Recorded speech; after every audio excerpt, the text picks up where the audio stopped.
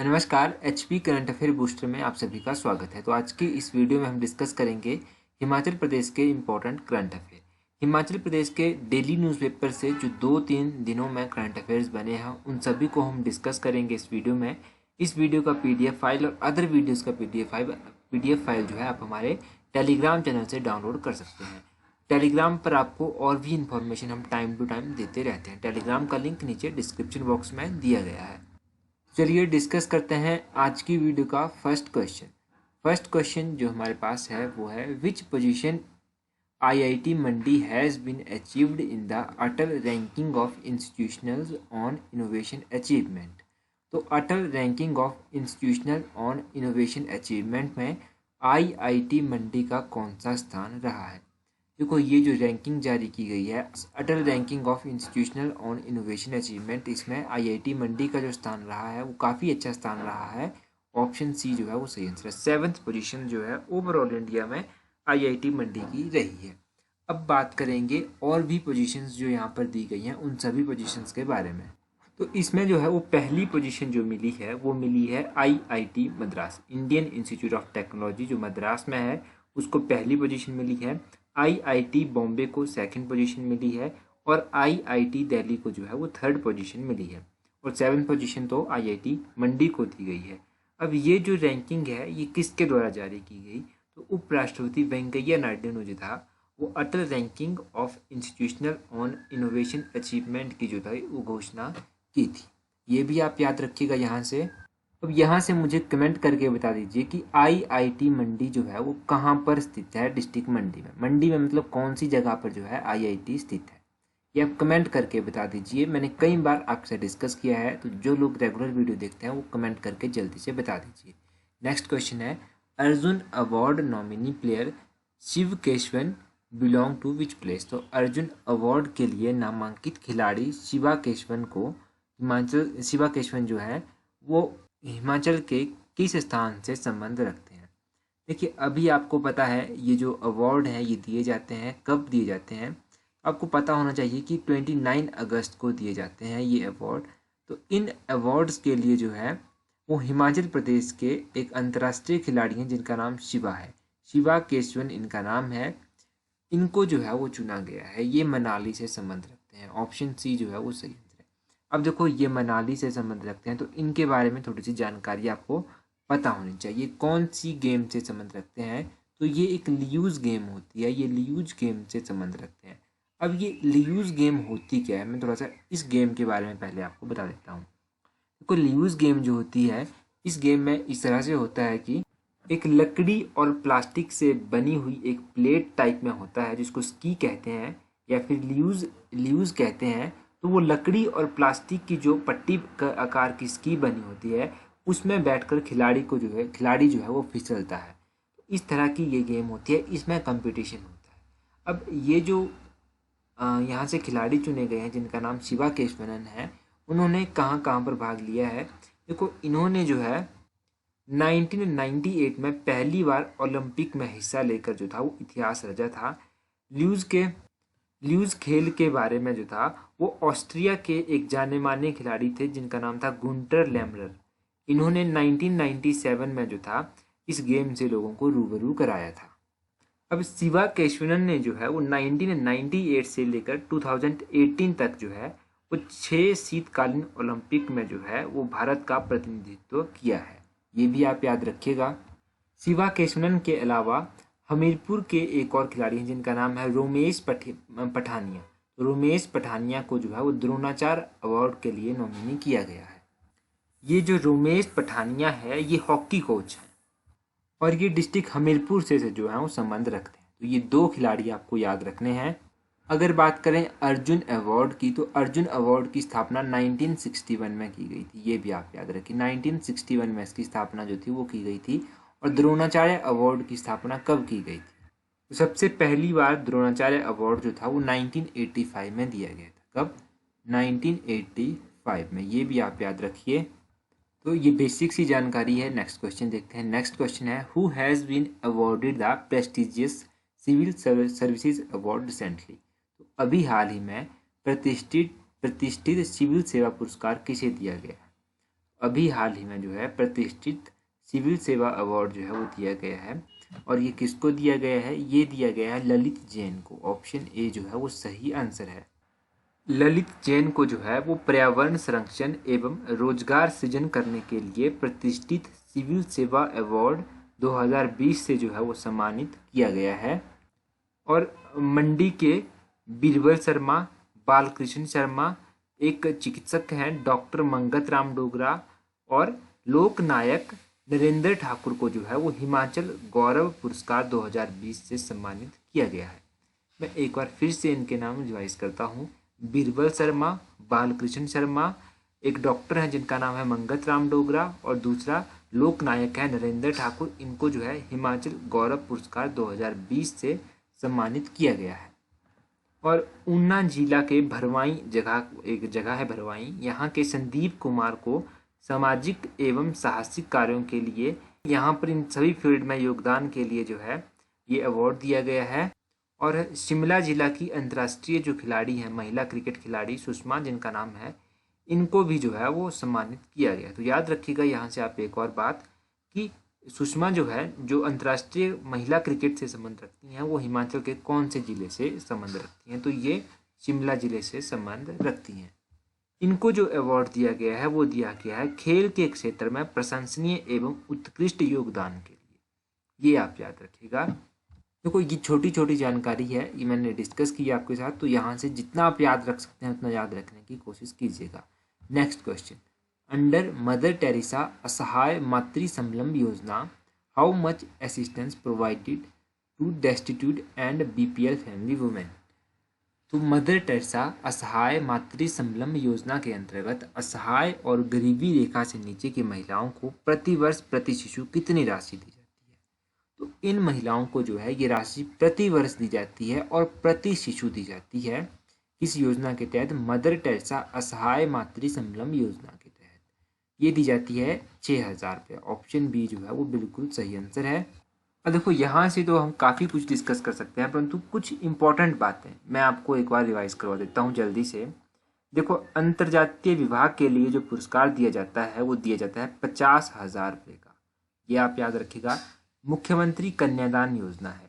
मुख्यमंत्री कन्यादान योजना के तहत बेसहारा लड़कियों के अभिभावकों को उनकी शादी के लिए 51,000 रुपया अनुदान दिया जाता है, परंतु इसमें एक कंडीशन इन्होंने रखी है कि उस परिवार की या फिर उस लड़के के अभिभावकों की आय जो है वो 35,000 से ज़्यादा नहीं होनी चाहिए। तो ये आप याद रखें मुख्यमंत्री कन्यादान योजना के बारे में। और ये जो मदर टेरेसा असहाय मातृ संबलम योजना मैंने बताई, इस योजना का उद्देश्य जो है ये है कि 18 वर्ष की आयु प्राप्त करने तक अपने बच्चों का रख रखाव रखने के लिए बीपीएल से संबंधित रखने वाली महिलाओं को जो है प्रति वर्ष 6,000 रुपये की राशि जो है वो प्रदान की जाएगी। और एक और योजना है जिस योजना का नाम है प्रधानमंत्री मातृ वंदना योजना।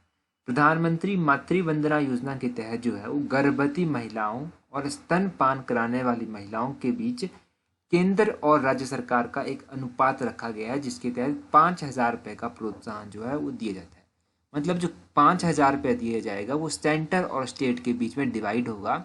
90% जो है वो सेंटर देगा और 10% जो है वो स्टेट देगा। तो 90:10 इसमें रखी गई है। 50,000 रुपया इन महिलाओं को दिया जाता है, ये आप याद रखिएगा। सॉरी 50,000 नहीं, 5,000 रुपया, 5,000 रुपया इन महिलाओं को दिया जाएगा, ये आप याद रखिए। तो ये छोटी छोटी जानकारी हम पहले भी डिस्कस कर चुके हैं, परंतु अभी आपका रिवाइज करवाना भी इम्पोर्टेंट है। नेक्स्ट क्वेश्चन देखते हैं। नेक्स्ट क्वेश्चन भी काफ़ी इंपॉर्टेंट है। Which of the following is correct. इनमें से कौन सी स्टेटमेंट जो है वो करेक्ट है? पहली स्टेटमेंट है कि 30% डिस्काउंट जो है वो ग्रीन कार्ड सर्विसेज के ऊपर प्रोवाइड करवाया जाता है। और दूसरी जो कंडीशन है वो ये है कि 25% डिस्काउंट जो है वो दिया जाता है सीनियर सिटीजन को HRTC बसेज में। अब देखो ये दोनों ही स्टेटमेंट्स, अगर आपने यहाँ से कुछ भी पढ़ा है तो ये दोनों ही स्टेटमेंट्स आपको अजीब जैसी लगेंगी, क्योंकि दोनों ही स्टेटमेंट्स गलत हैं। अगर रिवाइज नहीं किया होगा तब ये गलत हो जाएगा। Option D, none of these, इनमें से कोई भी स्टेटमेंट करेक्ट नहीं। अब बात आती है कि ग्रीन कार्ड में जो है वो कितनी सहायता जो है वो दी जाती है या फिर कितना % डिस्काउंट जो है वो दिया जाता है। देखो अगर ग्रीन कार्ड की अकेले बात की जाए तो ग्रीन कार्ड में जो है वो 25% डिस्काउंट दिया जाता है। कितना 25% डिस्काउंट यहाँ पर दिया जाता है। और अगर बात करें ये जो दूसरा सीनियर सिटीजन के लिए, तो वरिष्ठ नागरिक सीनियर सिटीजन जो 60 वर्ष की आयु प्राप्त कर चुके हैं, मतलब 60 वर्ष से ऊपर हैं, उन लोगों को 30% डिस्काउंट यहाँ पर दिया जाता है। ये आप याद रखिए। एक और दूसरी बात आप यहाँ से याद रखिएगा कि स्मार्ट कार्ड योजना जो है, इस योजना के तहत 10% डिस्काउंट जो है वो दिया जाता है। और दूसरी बात आप क्या याद रखेंगे, दूसरी बात आप ये याद रखेंगे कि जो महिलाएं हैं उनको भी डिस्काउंट दिया जाता है। तो महिलाओं को 25% डिस्काउंट जो है वो दिया जाता है। तो ये अलग अलग योजनाएं हैं HRTC की, ये आप याद रखिएगा। HRTC की योजनाओं के बारे में कितना कितना डिस्काउंट प्रोवाइड करवाया जाता है। Next question, according to 2011 census literacy rate among schedule caste population in Himachal Pradesh. तो ये पूछा गया है कि literacy rate schedule caste population के बीच में कितना है 2011 की जनगणना के अनुसार। अगर आप बात करेंगे literacy rate among schedule caste population, तो ये है भाई 78.9%। ऑप्शन ए जो है वो बिल्कुल सही आंसर है। यहाँ पर ध्यान रखने वाली बात ये है कि लिटरेसी रेट तो पूछा है, परंतु पूछा है शेड्यूल कास्ट पॉपुलेशन के लिए, तो ये 78.9% है। अगर आप बात करेंगे कि शेड्यूल कास्ट में अगर मेल लिटरेसी रेट की बात करेंगे तो मेल लिटरेसी रेट है 86.2%। और अगर फीमेल लिटरेसी रेट की बात करेंगे शेड्यूल कास्ट में, तो शेड्यूल कास्ट में फीमेल लिटरेसी रेट है 71.5%। और ओवरऑल जो महिलाओं और मेल और फीमेल का टोटल है वो है 78.9%। तो ये हमने शेड्यूल कास्ट लिटरेसी रेट के बारे में पढ़ा। अब बात करते हैं कि ओवरऑल हिमाचल का लिटरेसी रेट कितना है, साक्षरता दर ओवरऑल हिमाचल का कितना है। ओवरऑल हिमाचल का साक्षरता दर है 82.80%।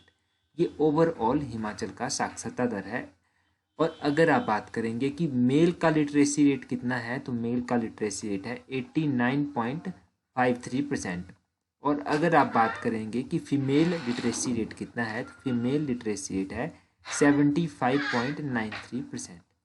तो ये आप याद रखिएगा, mail literacy rate, female literacy rate, schedule cast literacy rate के बारे में। ये सभी इंपॉर्टेंट क्वेश्चन जानकारी है, ये आप नोट भी कर सकते हैं अगर आप चाहें तो इसको आप नोट कर लीजिएगा, क्योंकि एग्ज़ाम में पूछने की संभावना रहती है। चलते हैं हमारे नेक्स्ट क्वेश्चन की ओर। नेक्स्ट क्वेश्चन क्या है, नेक्स्ट क्वेश्चन है कीर्ति जेपा दत्सांग मोनेस्ट्री इज लोकेटेड इन। तो ये मोनेस्ट्री है कीर्ति जेपा दत्सांग मोनेस्ट्री, ये कहाँ पर स्थित है। ये मोनेस्ट्री जो है धर्मशाला में स्थित है। ऑप्शन डी जो है इस क्वेश्चन का सही आंसर है। अब देखो ये जो मोनेस्ट्री है ये 1992 में बनी थी, ठीक है, 1992 में इसकी स्थापना की गई थी। अब यहाँ से हम क्या डिस्कस करेंगे, यहाँ से हम दलाई लामा के बारे में थोड़ा सा डिस्कस करेंगे कि दलाई लामा हिमाचल कब आए, ये आपको पता होना चाहिए। देखो दलाई लामा जब इंडिया आए थे तब ये आए थे 1959 में। 1959 में दलाई लामा जो थे वो इंडिया आए थे। और दलाई लामा ये जो तिब्बतीन सरकार है ये कहाँ से मैनेज की जाती है, तो ये मैनेज की जाती है धर्मशाला से। अब अगर आप दलाई लामा के बारे में और भी जानेंगे तो दलाई लामा को नोबेल पीस प्राइज़ भी दिया जा चुका है। 1989 में दलाई लामा को नोबेल पीस प्राइज़ दिया गया था, 1989 में। और अगर एक और अवार्ड है US congressional gold medal award, तो US congressional gold medal award इनको 2006 में इनको ये US कांग्रेशनल गोल्ड मेडल जो था वो दिया गया था, ये आप याद रखिएगा। और ये जो है ये 14वें नंबर के दलाई लामा है, ये याद रखिएगा। ये कब इंडिया हिमाचल आए, इनको कब नोबेल पीस प्राइज़ दिया गया, US कांग्रेशनल अवार्ड इनको कब दिया गया, कौन से नंबर के दलाई लामा हैं, यह सब आप याद रखिएगा। और कीर्ति जेपांग दसांग मोनेस्ट्री कहाँ पर है ये भी आप याद रखिएगा। नेक्स्ट क्वेश्चन देखते हैं। नेक्स्ट क्वेश्चन क्या है, total capacity of Nathpa Jhakri project is. तो नाथपा झाकड़ी परियोजना की कुल क्षमता कितनी है, ये भी थोड़ा न्यूज़ में चली हुई थी, पहले भी 2-3 बार हम इसको डिस्कस कर चुके हैं। इसकी जो कैपेसिटी है वो है 1500 मेगावाट, 1500 मेगावाट इसकी कैपेसिटी है। ये जो नाथपा झाकड़ी परियोजना है ये किन्नौर डिस्ट्रिक्ट में स्थित है और ये सतलुज जल विद्युत निगम लिमिटेड के द्वारा जो है बनाई जा रही है, ये बनाई गई है। वर्ल्ड बैंक की सहायता से इसको बनाया गया है। 1500 मेगावाट, वर्ल्ड बैंक और SJVNL, ये 3 चीज़ें आप याद रखिएगा, सतलुज जल विद्युत निगम लिमिटेड। तो ये सब आप याद रखिएगा। किन्नौर में ये स्थित है, सतलुज नदी के ऊपर ये बनी हुई है। ये सब आप इसके बारे में याद रखिएगा। अब कुछ इंपॉर्टेंट हाइड्रो इलेक्ट्रिक प्रोजेक्ट जो हम पहले भी डिस्कस कर चुके हैं उनको क्विकली एक बार रिवाइज करेंगे। काफ़ी लंबे समय से हमने उनको रिवाइज भी नहीं किया है, तो यहाँ पर आप एक जल्दी से नज़र डालिए। त्रिवेणी महादेव प्रोजेक्ट मंडी में है, 78 मेगावाट का ये प्रोजेक्ट है। जिप्सा डैम प्रोजेक्ट लाहौल स्पीति में है, 300 मेगावाट का ये डैम है। बराखंबा हाइड्रो इलेक्ट्रिक प्रोजेक्ट 45 मेगावाट का है, डिस्ट्रिक्ट किन्नौर में ये स्थित है। लुजाई प्रोजेक्ट चंबा में है और 45 मेगावाट का ये प्रोजेक्ट है। कसांग स्टेज 4 प्रोजेक्ट 48 मेगावाट का है और किन्नौर में स्थित है। चिड़गांव मझगांव प्रोजेक्ट जो है वो डिस्ट्रिक्ट शिमला में स्थित है और 60 मेगावाट का ये प्रोजेक्ट है। तो ये इंपॉर्टेंट प्रोजेक्ट हैं, ये आपको याद रखने हैं। नेक्स्ट क्वेश्चन है HP boards Himachal Pradesh board of school education was set up in. तो हिमाचल प्रदेश स्कूल शिक्षा बोर्ड की स्थापना कब हुई थी? देखो, ये जो हिमाचल प्रदेश स्कूल शिक्षा बोर्ड है इसकी स्थापना हुई थी 1968 में, 69 में एग्जैक्टली इसकी स्थापना हुई थी। तो यहाँ पर आप करेक्ट करिएगा 1969। PDF में करेक्टली आपको मिल जाएगा। ऑप्शन सी जो है वो सही आंसर है। 1969 में जो है हिमाचल प्रदेश एक्ट नंबर 14 1968 के तहत इसकी स्थापना की गई थी। एक्ट था ये 1968 और ईयर था 1969। पहले इसका हेडक्वार्टर जो था वो शिमला होता था, फिर इसका हेडक्वार्टर जो था वो 1983 में जो था शिमला से धर्मशाला को स्थानांतरित कर दिया गया। ये आप याद रखिएगा कि इसका हेडक्वार्टर कब शिमला से धर्मशाला को स्थानांतरित किया गया। तो ये 1983 में जो था वो शिमला से धर्मशाला को स्थानांतरित किया गया था। तो ये इंपॉर्टेंट जानकारी आपको HP बोस के बारे में पता होनी चाहिए। कब इसकी स्थापना हुई, कौन सा एक्ट है और शिमला से धर्मशाला को कब इसको ट्रांसफ़र किया गया था। नेक्स्ट क्वेश्चन देखते हैं। नेक्स्ट क्वेश्चन है हिमाचल प्रदेश का प्रथम स्कीइंग व जल क्रीड़ा क्लब कब स्थापित किया गया? तो हिमाचल प्रदेश का प्रथम स्कीइंग और जल क्रीड़ा क्लब जो था वो 1954 में स्थापित किया गया था। ऑप्शन सी जो है वो सही आंसर है। 1954 में इसको स्थापित किया गया था। कहाँ पर स्थापित किया गया था? कुफरी में इसको स्थापित किया गया था। ये भी आप याद रखिए, कुफरी में इसको स्थापित किया गया था। यहाँ से जो कुछ हम रिवाइज करेंगे वो हम पर्वतारोहण संस्थान के बारे में डिस्कस करेंगे। पर्वतारोहण संस्थान जो है वो मनाली में स्थित है और इसकी स्थापना 1961 में हुई थी। ये जो पर्वतारोहण संस्थान है इसके जो प्रथम निदेशक थे वो थे हरनाम सिंह। तो ये आप दो चीज़ें याद रखिएगा, एक पर्वतारोहण संस्थान के बारे में और दूसरा जल क्रीड़ा क्लब के बारे में। ये दो चीज़ें आपको यहाँ से याद रखनी है। अब आप लोगों के लिए जो आज का क्वेश्चन है वो है Lahaul people made pressure on Atal Bihari Vajpayee friend to build the construction of Rohtang tunnel, his name is. तो लाहौल के लोगों ने अटल बिहारी वाजपेयी के मित्र पर रोहतांग सुरंग के निर्माण का प्रस्ताव रखने का दबाव बनाया था। उनका क्या नाम था? ये हमने प्रीवियस वीडियो में हम डिस्कस किया था। अपना आंसर कमेंट करके जरूर बताएं और वीडियो को शेयर जरूर करें। So that's all for today. Thank you for watching the video.